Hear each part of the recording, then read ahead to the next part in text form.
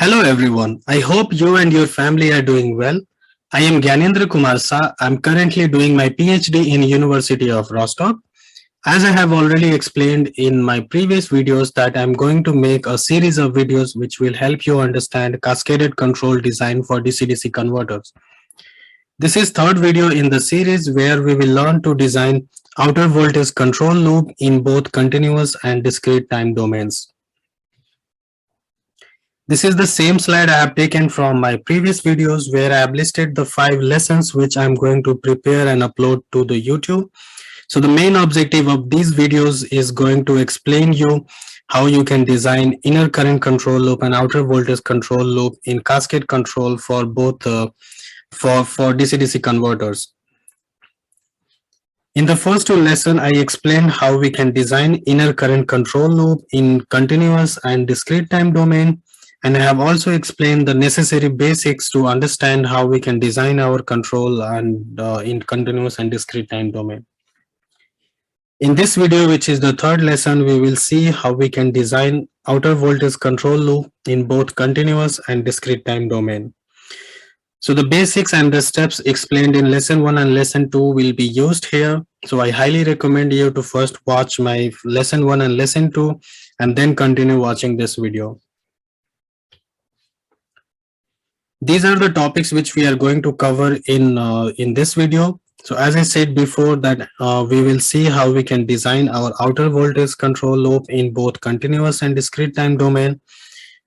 And we will see how we can protect our device during the case of overload and transient conditions. So to protect our, the very simple thing which we can do to protect our DC-DC converters when we have overload or transient conditions, to saturate our reference inductor current. So this is the reference inductor current which we get from the output of the output voltage controller. So if we simply add a saturation block here, so this is our saturation block.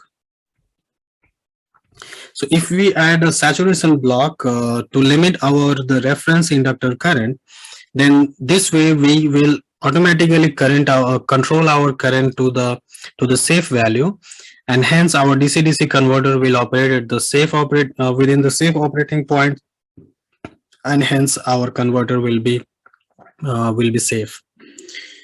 So this we will also see how we can do it. And then of course we would like to tune our PI controller. And when I say tuning the PI controller, it means placing the closed loop eigenvalues or poles at desired frequencies. Okay, so let's begin. So here again, I have taken 3 conventional DC-DC converters, and we will design control for these 3 DC-DC converters to explain that the strategy or the steps can be used in general for any DC-DC converter. So here we would like to design outer voltage control loop. So it means we would like to control the capacitor voltage. So as we know that the voltage is a state for capacitor, and hence we can control the capacitance voltage. And there is one important thing you should notice, that the internal resistance of capacitance is not included in this circuit diagram. So it is not included because the tuning expression, the PI tuning expression, when we have the resistance in our circuit, is going to be complicated, especially when we implement the control in discrete time domain. So hence that internal resistance is neglected for the capacitor, and it is more practical also because these days we have a variety of capacitance whose internal resistance is very less. Hence we can ignore those we can ignore that internal resistance, especially when our switching frequency is low in few kilohertz. So let's see how we can design our control. So we would like to first focus on outer voltage control loop in continuous time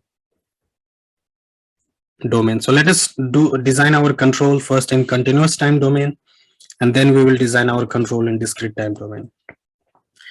So the very first step is to find the average circuit diagram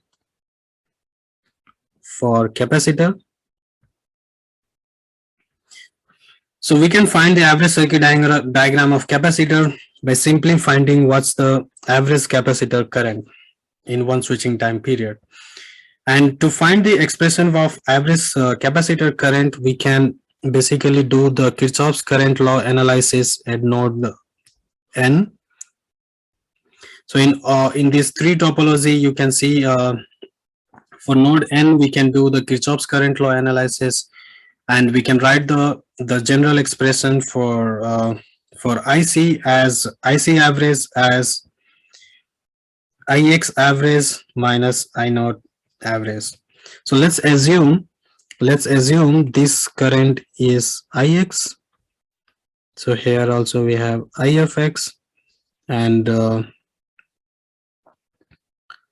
okay, so let's redefine the current direction like this, and this is our IFX. Okay, so this is our I naught. So this IX is so this expression will be a function of it will be a function of IL average, and we would and this IX expression will vary from DC-DC converters. So it will be, it could be different for one DC-DC converter, and yeah. So let's see the circuit diagram and try to find the IX average. So if you see, the IX average for buck converter is nothing but our IL average. So we can write a table. So let's say topology IX average. So we have here buck converter, boost converter, buck boost converter. So the IX average in buck converter is same as IL average. In boost converter, we can see the IX average is same as IS2 average. So the switch S2 current average, and in buck boost converter also you can see this IX average same as IS2 average. So for buck converter, we don't have to do any calculation to find the this IC average, because for buck converter, what we have is our IC average is IL average minus I naught average. So it is pretty straightforward. But for boost and the buck boost converter, we have to find the expression for IX2 average, IX average, which is IS2 average, and then we get the final expression for IC. So let's do it. So we would like to find the switch S2 average current for boost topology. So we can draw the boost converter. So this is our boost converter where we have the inductor. This is switch S1, S2, the capacitor, and then we have a load.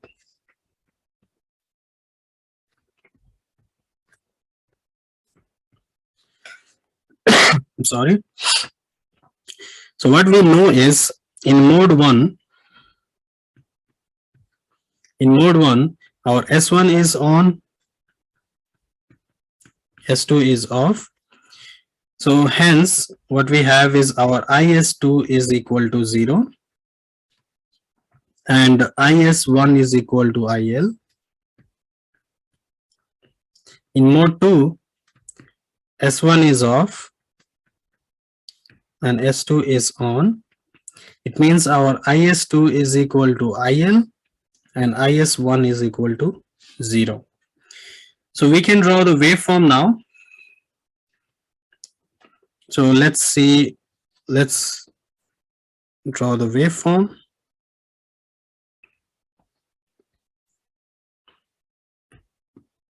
This is our IL, and let's assume the IL is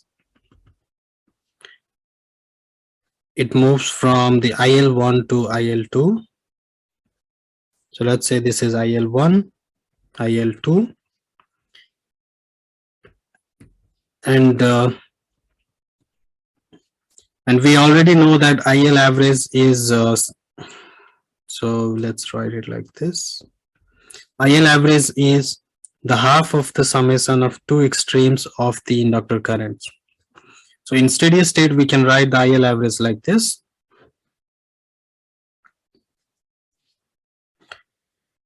Okay, and let's assume the ripple inductor current is delta IL, and hence what we can do is we can replace our IL2 as IL1 plus delta IL over 2, and we can write our average inductor current as IL1 plus half of the delta IL. So this is general expression for our IL average. Now let's draw the switch current. This is IS2. So we know that the IS2 is only there in mode 2.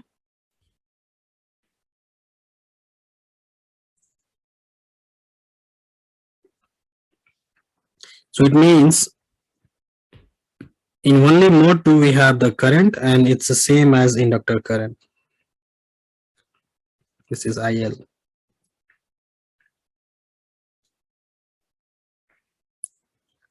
Okay, so it's enough to draw for one time period. Now we want to find the average IL, the average switch S2 current. So for that, we have to find this area. Okay, we need to find this area. Now let's find that area. So this is our waveform. So we can divide the waveform into two shape. This is our IL1, this is IL2, and this time period, if you see, so this is our T off, and this is our T on, and the total time is TSW. So this is T off,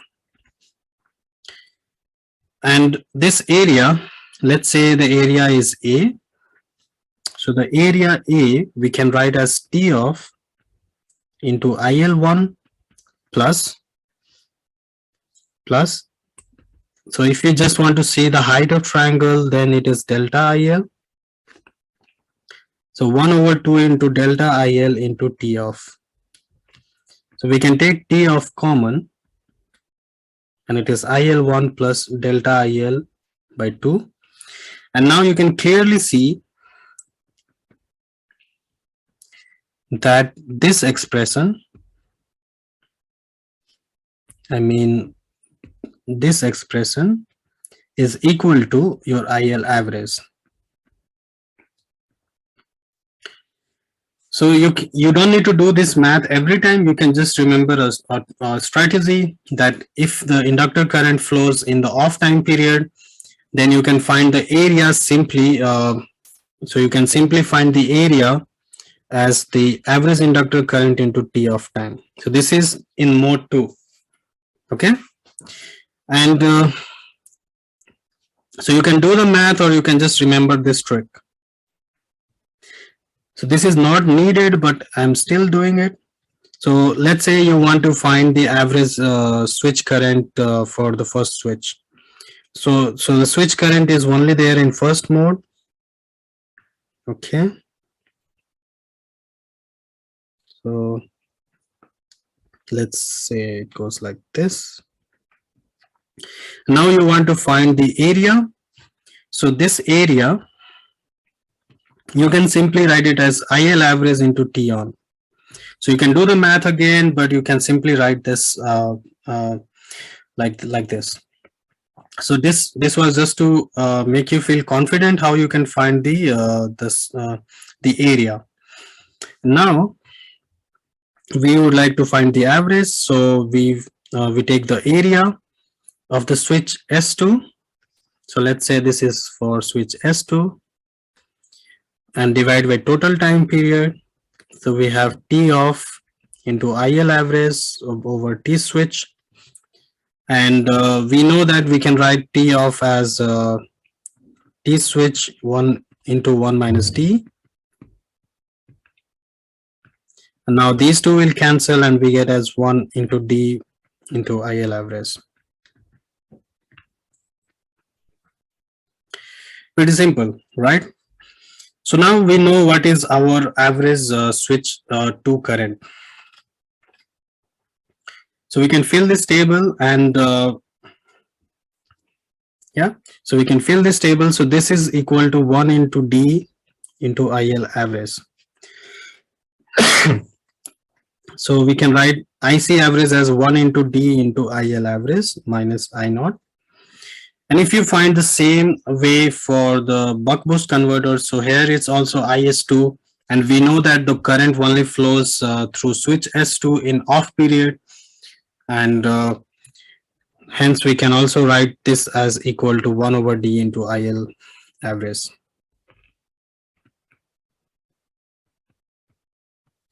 Okay. Okay, so this is our average capacitor current flowing through the circuit for different topologies. So the same way you can find the average capacitor current for different topology. So not just these three converter, you can also work for other converters. Now let's write a generalized expression for IC. So what we can do is we can write the general expression for IC like this. So let's say D into IL average minus I naught. Okay, so let's not do it here. Let's say this is equal to D into IL average minus I naught. So here D we can write as 1. Here it's 1 minus D, and again here it is 1 minus D. So this table, we got this table for 3 different topology. There is one more important point when it comes to realization of this capital D. So here, if you see, the D is function of the duty cycle. So this is our duty cycle, and but it's important to know that we do not want to compute this this capital D from the actual duty cycle, which is our output of current controller. So if you remember, then our control looks like this. So we have our voltage controller.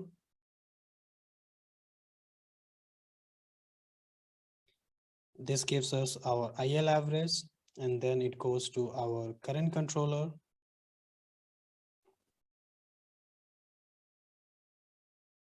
Which gives us output as a duty cycle. And here we have the reference as our the output voltage reference for the capacitor. So if we use this actual duty cycle, okay, so before that, you should know that this is our slower controller. So generally our outer controller is slower and the inner controller is faster. Okay. So it means this IL reference would be changing slowly. So this would be changing slowly, and this actual duty cycle will be changing faster.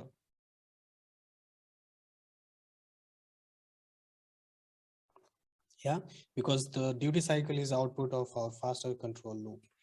So hence, since we want our IL star to be changing slowly, so we should not use this actual duty cycle to compute this capital D. Okay. So that will create a coupling between the fast control loop and the current the slow control loop. So how we can implement this? But we need duty cycle to compute the capital D. So what we can do, we can cleverly compute this duty cycle. So for that, what we do is we take the we take the voltage equation for the DC-DC converter. So for buck converter, we don't have to worry because it's already 1. But for the boost and buck boost converter, we should compute the duty cycle from our voltage equation. So for boost converter, we know that our V out by Vs is equal to 1 over 1 minus D. So from here, if you solve, you get 1 minus D as equal to Vs over V naught. So what we will do is, instead of using this 1 minus D as the expression for D, we will use Vs over V naught. So in buck boost converter,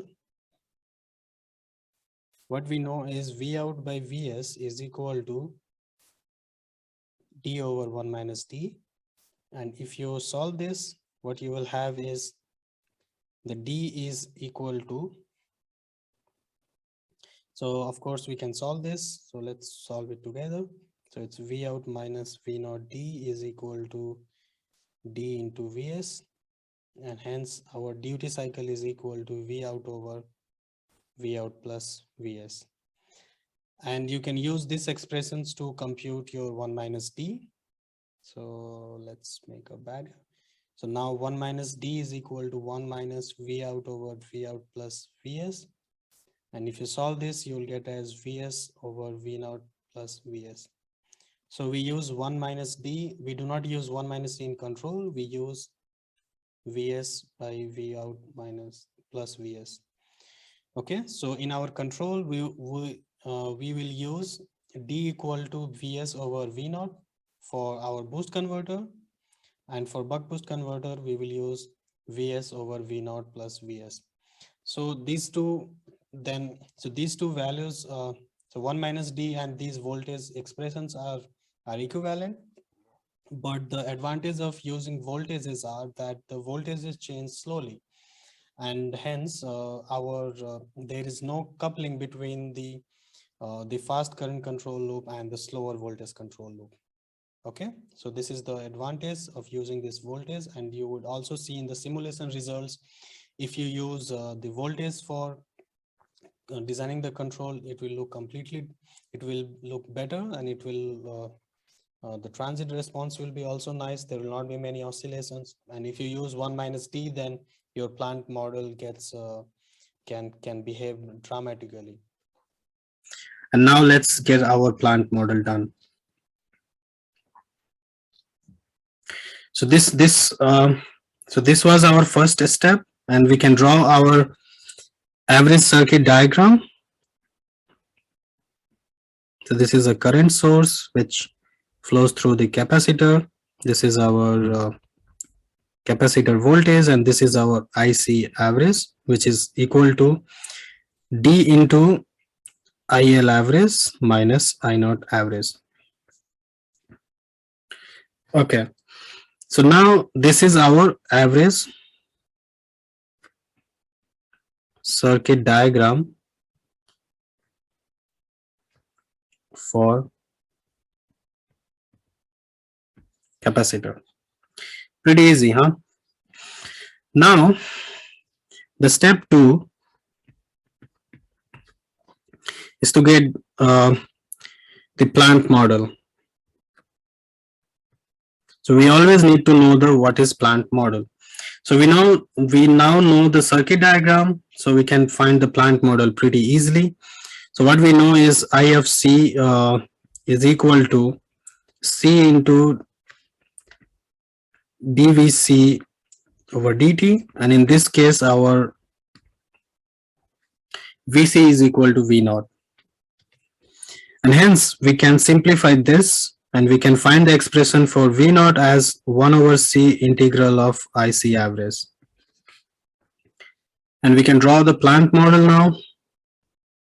So this is our IC average, and we divide 1 over C, and then we integrate this, and hence we get the V out.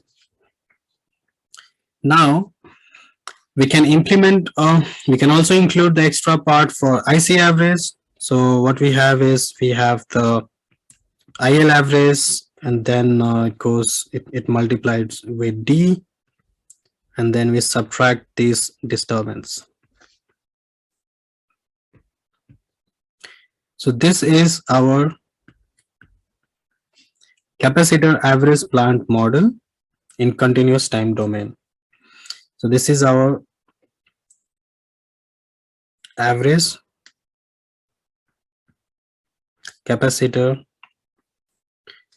So let's write like this: average plant model in continuous time domain for capacitor. Okay, and here the I naught is now disturbance, and IL average is IL naught average is our disturbance, and IL average is our manipulated input.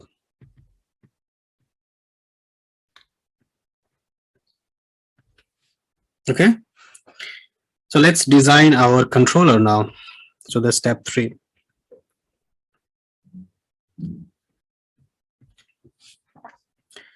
So step 3 is to get our controller. So state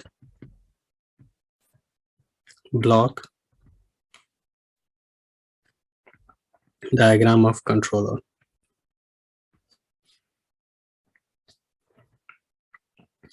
So let's draw our plant model again. So we have here IL average, which multiplied with D. So let's redraw it, and we can simplify that integrator and multiply with 1 over C, and we get this as plant model. Now for designing the controller, again we will have the reference set point. So again, this is V out average. So the reference set point for the average output voltage. So this is the reference which we will give. And we have a PI controller, which is Kp plus Ki over S. We try to decouple the disturbance. So since it's minus there, we add it here. And then we divide with D, and we get our IL average reference. This goes as an input to current controller. So this is our current controller. And so this goes as a reference to current controller, and then output of current controller is our actual average inductor current. Okay, so this is our state block diagram of controller. So when I say controller, it means voltage controller. I'm sorry. Now the very next step is to tune our PI controller.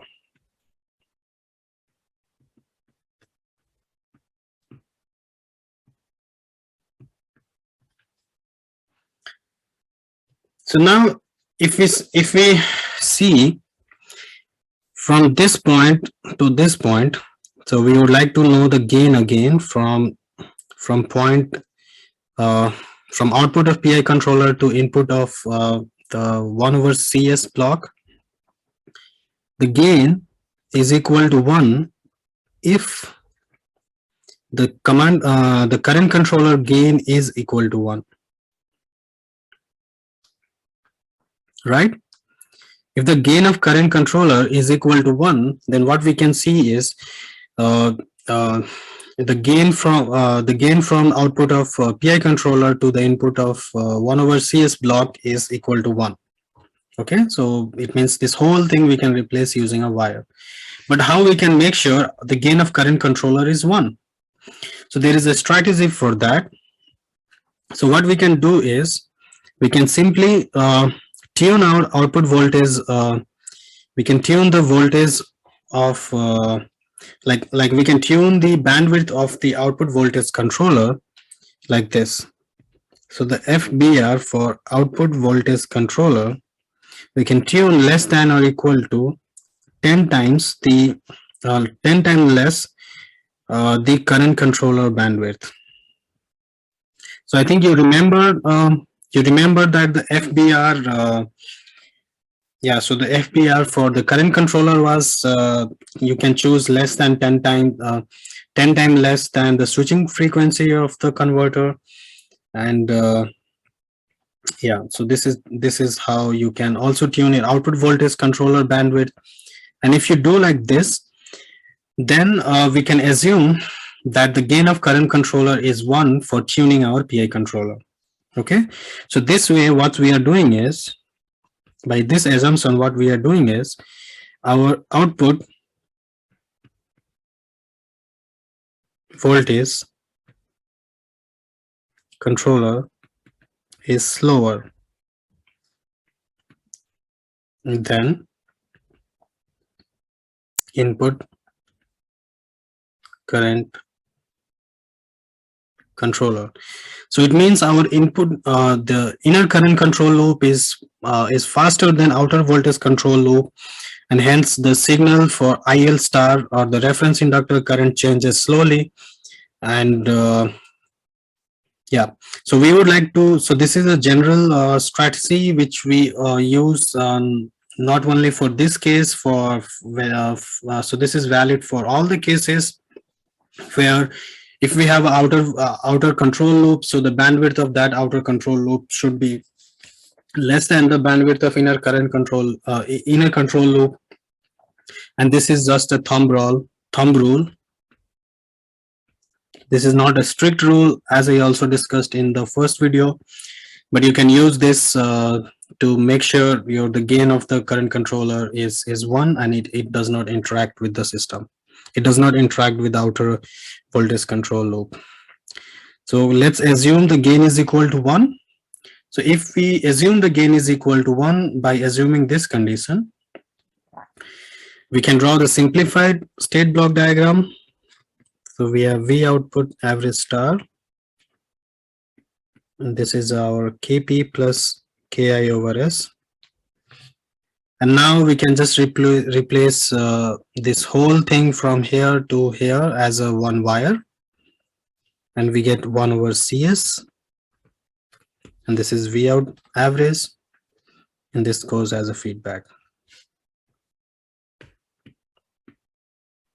So now we can find our open loop transfer function.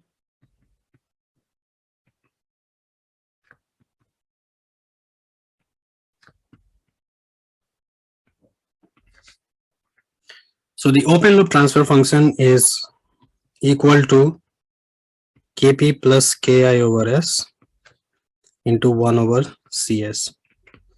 So we can rearrange this. So we get Kp over S common, so it becomes S plus Ki over S, Ki over Kp, and then we have C over 1 over Cs. So now you can notice it is not possible to do pole zero cancellation here, right? So we cannot cancel the pole and zero, and hence we have to take the whole open loop transfer function to compute our closed loop transfer function. So we cannot further simplify this open loop transfer function. So we can write like Cs square into S plus Ki over Kp. So now let's find the closed loop transfer function.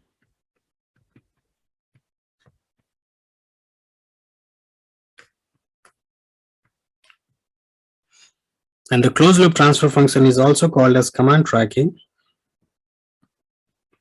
which is equal to Z of S over 1 plus G of S. So let's substitute this. Kp over Cs square into S plus Ki over Kp, and 1 plus Kp over Cs square into this. So let's solve this. So what we get is we can multiply with Cs square on the both numerator and denominator, and we get like this. So Kp S plus Ki over Kp, and we get Cs square plus Kps plus Ki. right? So this CS square goes here, and then we just simplify this expression. Now, so this is our closed loop command tracking expression. So since it is not possible to do the pole zero cancellation in open loop transfer function, we get the second order system as a closed loop transfer function. Now we want to tune our bandwidth at particular frequency. So what we can do is, there is a strategy. So let's say this is our S-plane. This is our real axis and this is our imaginary axis. Sorry.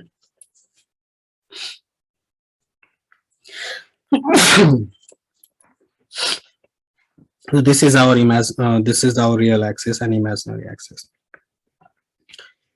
Now we can place, since it's a second order system, so we can place the poles at two locations. So let's say this is your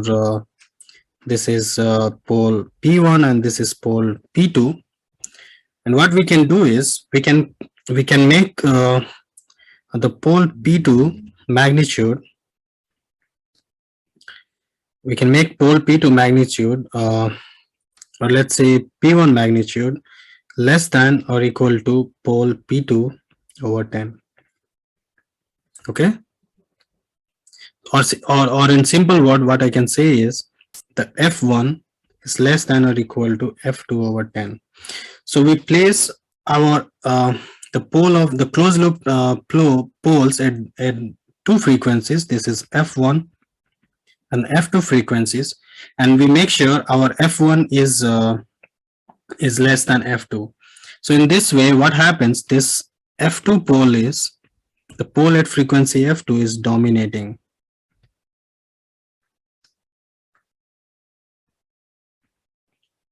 Okay, so the pole F2 is dominating, and so since it's a dominating, we can assume this is our bandwidth frequency. Okay, so what we can do is we will place our pole at two different frequencies using this relation, and we can assume the pole which is far away from the zero, or which is the far away in the negative real axis. That would be our bandwidth. Okay, so then what we do is we compare the denominator of command tracking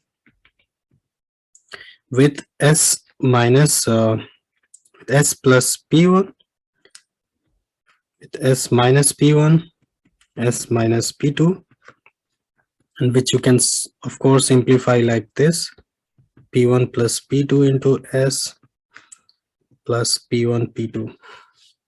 Okay, so we compare denominator with this, and what we get is, so you can simplify the above equation, and we can write Kp over C is equal to minus P1 plus P2, and Ki over C is equal to P1 P2. Okay, and now you can replace the P1 P2 like this. So we can replace, let's say P1 is equal to minus omega 1, which is equal to minus 2 pi F1, and P2 is equal to minus omega 2, which is equal to minus 2 pi F2. And here our F2 is equal to basically FPR, and F1 is equal to F2 over 10, and we can also say FPR over 10. Okay. Yeah, so this way what we can do is we can find the value of Kp, which is going to be equal to omega 1 plus omega 2 into C, and Ki equal to omega 1 omega 2 into C. So this is how you can tune your Kp and Ki value for output voltage controller in continuous time domain. Okay, so since so there was no possibility to cancel pole and zero in open loop transfer function, hence our closed loop transfer function is a second order system, and that is why we have to place the poles at two different frequency, and we can do this this approximation to make sure our poles are far away from each other, and the pole which is farther from the zero on the real axis um, that is dominating, and that decides our bandwidth. Okay, so this is about designing the control in continuous time domain. And so now let us see one topic that is about how we want to saturate our IL average reference current. So saturation of IL average reference current. So it means now, so this is our controller.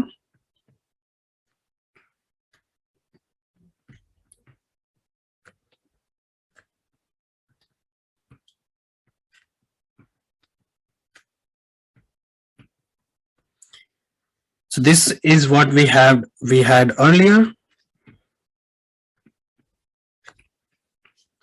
So instead of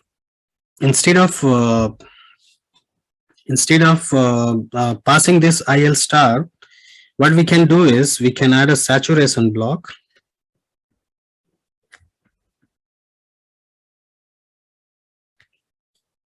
And so this will be our final IL star. So this saturation block helps. So this is for protection purpose.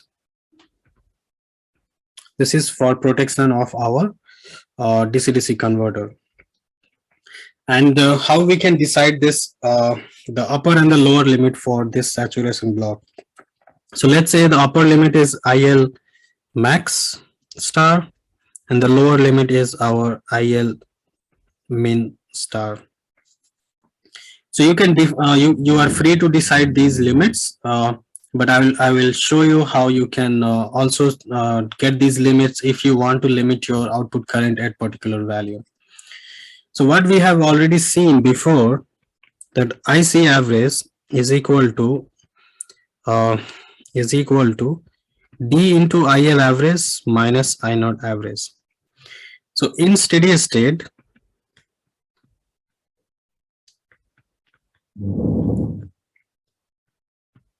our IC average is 0.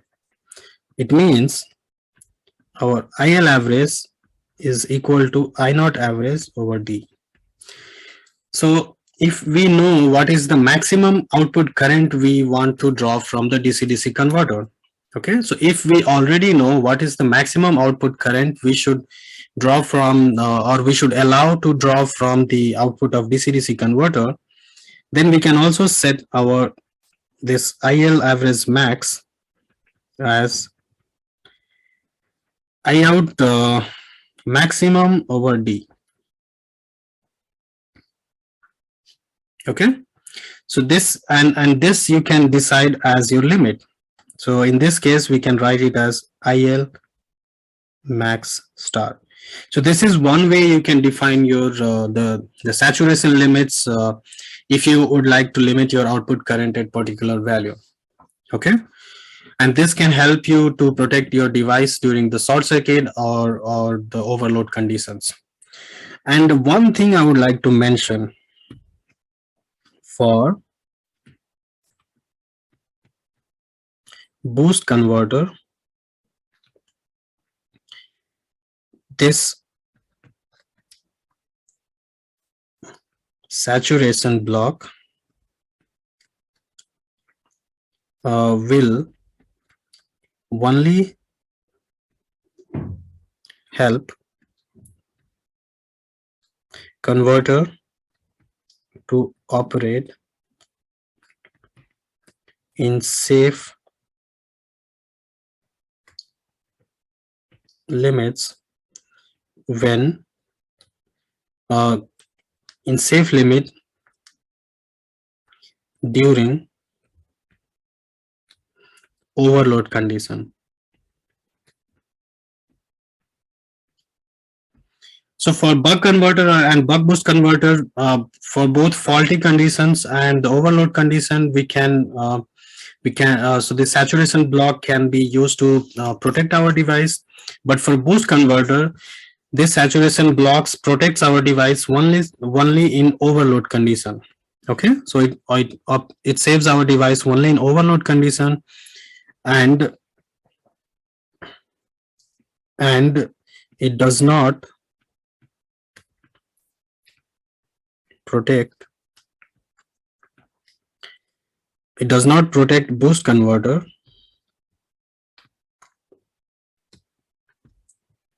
when there is fault, let's say the short circuit on the load side. So when I say fault on the load side, it means we have fault at the output of DC-DC converter. So let's say this is our load. So it may happen that we have a short circuit at the output of DC output of DC-DC converter. So in that case, it is not possible to limit our current using this saturation block. And this is one homework for you. And we will also see this behavior in the simulation. So it is very simple to understand why it is not possible, because during the short circuit, the output of boost converter is basically is 0, and it is not possible for boost converter to have output voltage less than input voltage. So it is unstable condition, and hence it is not possible to limit our the currents in the circuit. So when we are doing the boost converter topology, and we detect the short circuit fault on the the load side, we should disable the switching, or we should disconnect the DC-DC converter from load. So we should have one switch over here, and we should just open the switch for boost converter when we detect the fault. Okay, so this is just one thing I wanted to mention. And you can use this saturation block in general to protect your devices from overload and short circuit conditions. But for boost converter, this just does not work. Okay, so this was about the outer voltage control loop in continuous time domain. Now let's see how we can design our outer voltage control loop in discrete time domain. So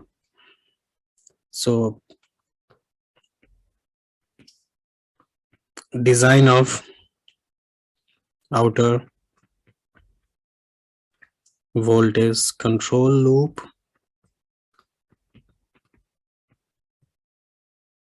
in discrete time domain.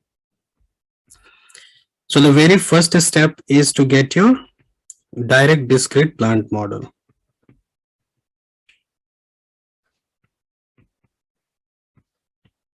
Which we also saw in the second video, how to get the direct discrete plant model. And so let's draw the plant model in continuous time domain. So this is our IL, this is your IC average, and then we have 1 over CS, and we get our V out average. So this is model in Laplace domain or continuous time domain. So here our G of S is equal to 1 over CS. And we know that if we want to get our discrete plant model, then we have this formula. So this 1 into Z power minus 1, and then discrete transformation for Z of S over S. So in this case, it is going to be, we can again simplify this. So Z minus 1 over Z, and then Z transform of 1 over S square. So we again search for the transformation table, and we see which form matches with this. So let's open our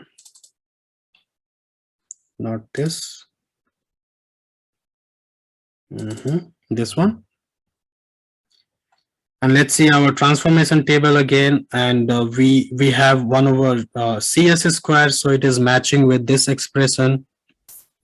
And we can see the Z transform for that expression is TZ over Z minus 1 square.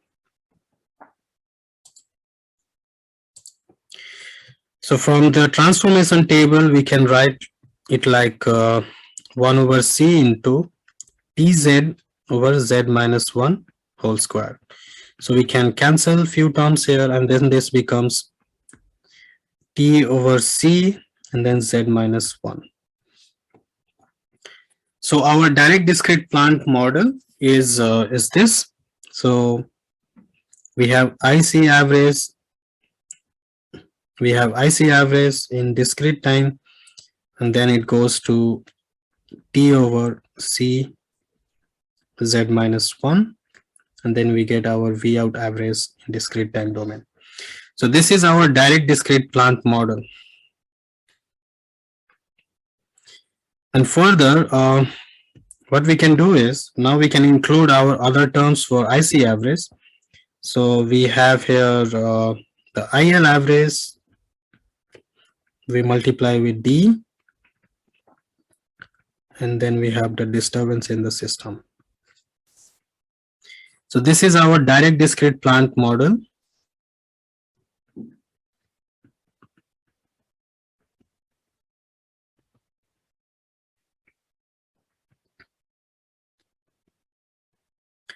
Direct discrete plant model for capacitor. So this was the first step. Now the second step is to design our controller. So the step 2. State block diagram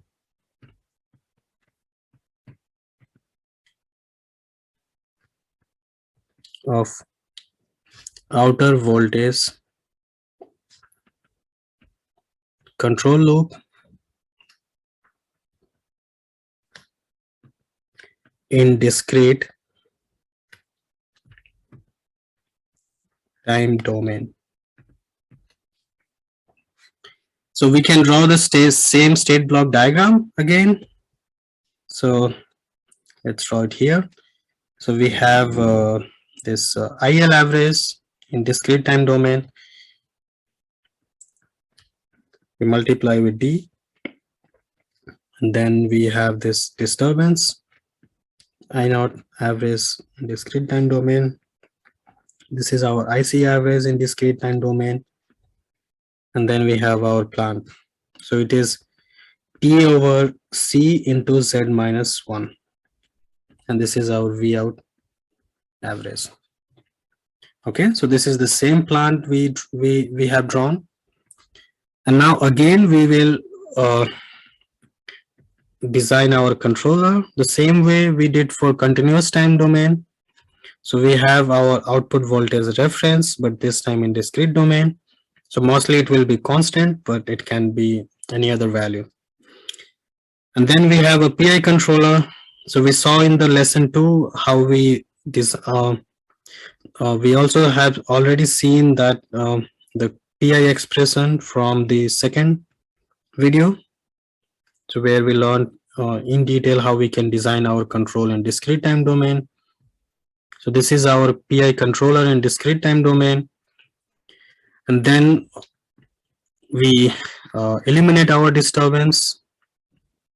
So this is our DID. We multiply with 1 over D, and then this generates IL reference, and this goes to our current controller. So here the current controller is discrete time current controller. Okay, and this is our PI controller.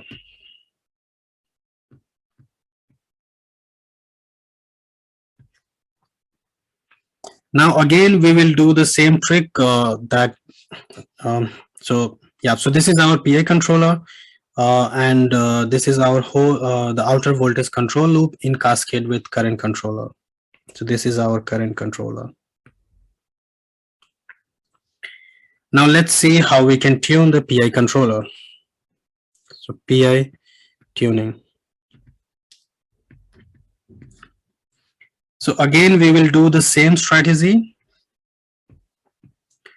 that the bandwidth of outer voltage control loop is less than or equal to bandwidth of current controller over 10.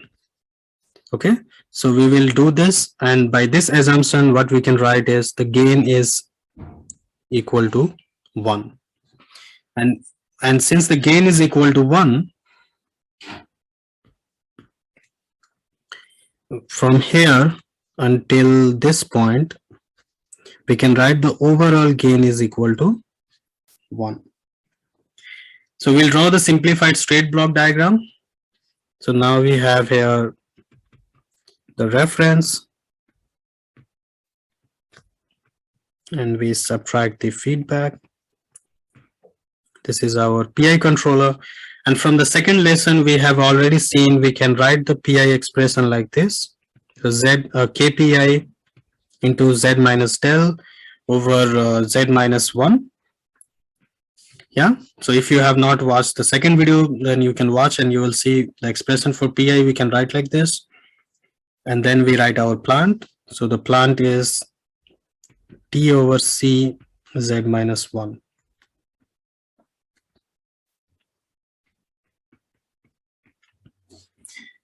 And here the KP is equal to KPI into del, and KI is equal to KPI 1 minus del over T. And I would like to tell you that this T is equal to sampling time constant.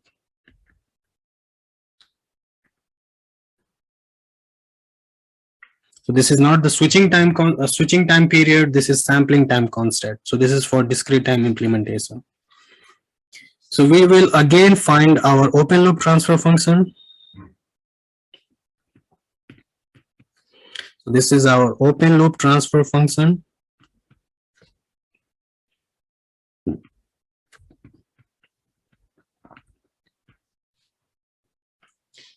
And so this open loop transfer function, we can write it like KPI into Z minus del Z minus 1 into T over C Z minus 1. So you may see and think that, okay, we can do the pole zero cancellation, and you may think we can do pole zero cancellation where we keep delta equal to 1. But I would like to tell you that this is wrong. You cannot make delta equal to 1. The del equal to 1, it's not possible. Because when you make del is equal to 1, what you do is basically you cancel the pole and 0 in the PI controller itself, right? When the del is equal to 1, the PI controller gain is nothing but just a constant. So it is no longer a PI controller, it becomes your just P controller.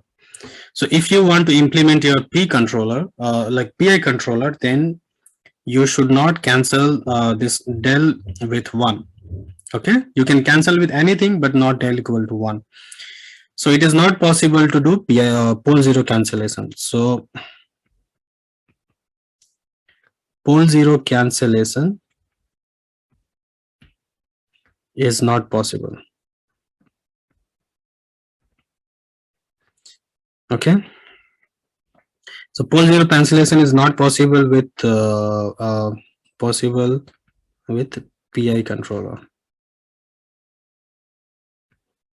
So we have to get this expression. We have to derive the long expression itself. There is no way. So let's solve the expression. So we get C Z minus 1 square. So we can write Z square minus 2Z plus 1. So this is our open loop transfer function. Now we need to find the closed loop transfer function.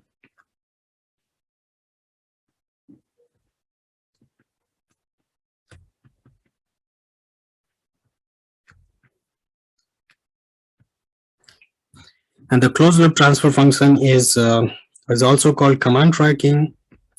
and this is equal to z of z over 1 plus z over z. So we can simplify this and we can write kpi t z minus del with by c into z square minus 2z plus 1 whole divided by 1 plus kpi t into z minus del by c z square minus 2z plus 1. And we can simplify this and we can write kpi t z minus del over c and z square minus 2z plus 1 plus kpi t over c z minus del,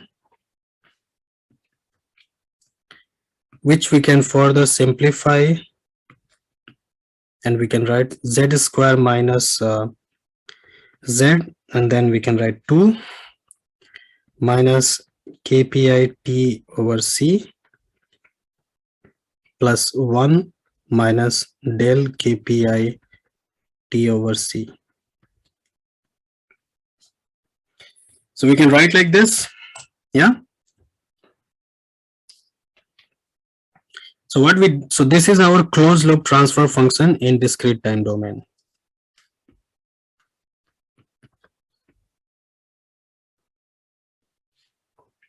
So we want to tune our PI controller by placing the eigenvalues at frequencies f1 and f2. So what we can do is, how we can do that, so we can compare the denominator of command tracking with z minus zp1, z minus zp2, and this we can write as z into zp1 plus zp2 plus zp1 into zp2. Yeah. So then we compare in this this expression with the denominator of the command tracking, and we can find 2 minus kpi into t over c is equal to zp1 plus zp2, and hence we can find the kpi equal to 2 minus zp1 minus zp2 into c over t, right? So the value of kpi we can find like this.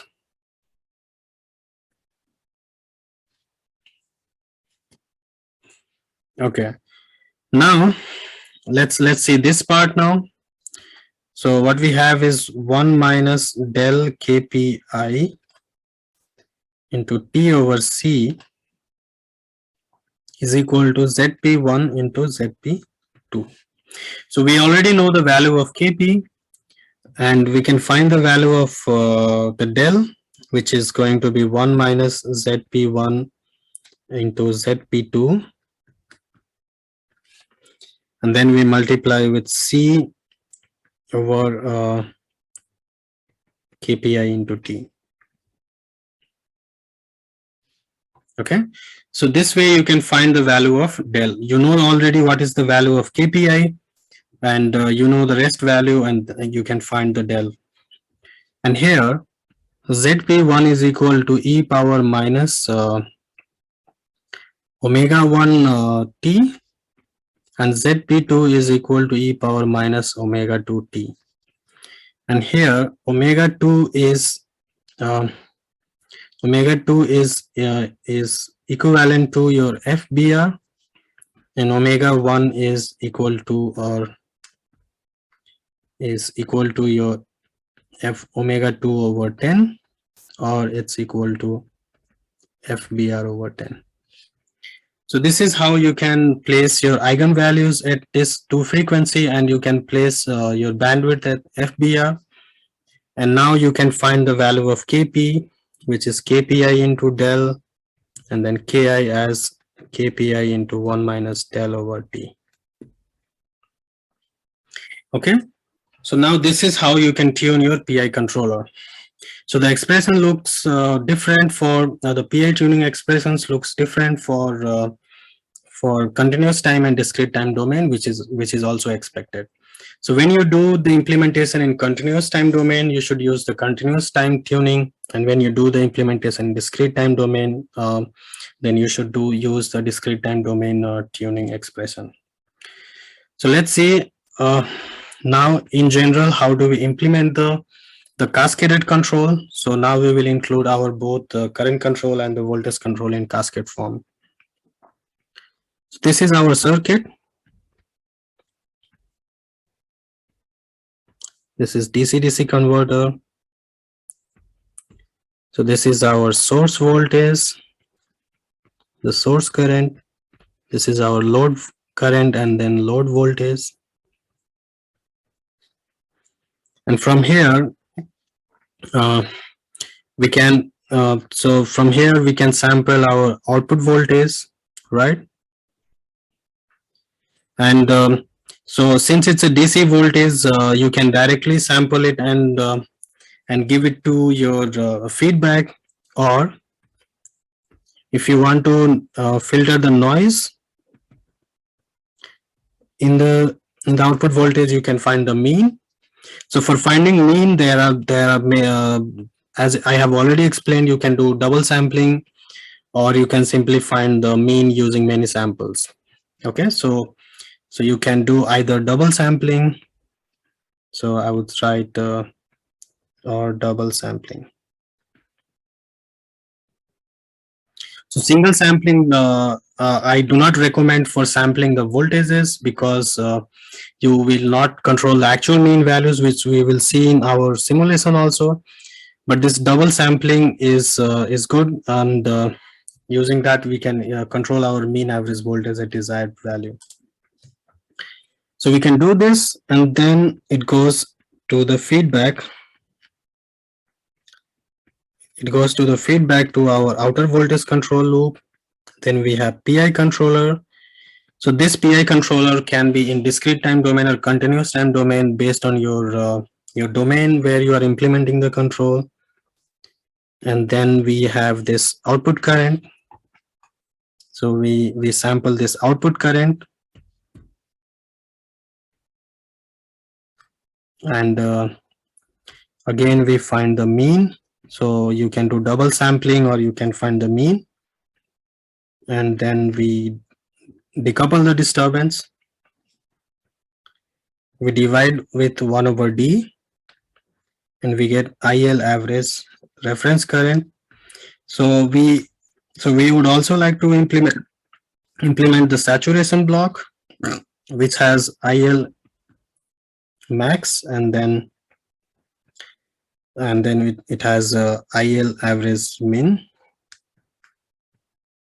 So these are the upper and lower limits, and hence we get this IL average reference inductor current.